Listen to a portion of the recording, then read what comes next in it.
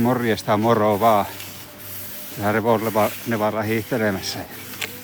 Vähän viilistelemässä näitä kevät-talven säitä.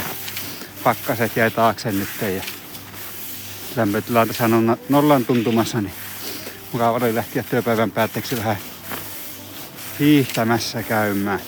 Samalla vähän testailen tässä kalustua, kuvauskalustua vähän uusinut tuossa talven aikana.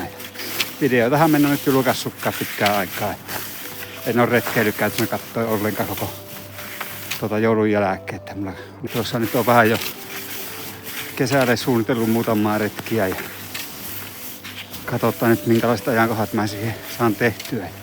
Jos tässä pääsiäiseen aikaan tulisi sitten käymään täällä paikallisretkellä, ettei lähde kauemmaksi.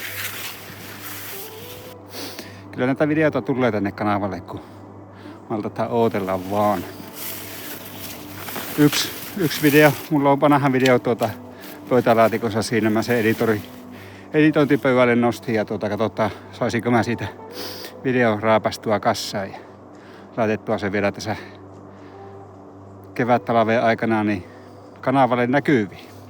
Mutta ei tässä sen kummempaa, tämmöiset pikaiset kuulumiset vaan täältä.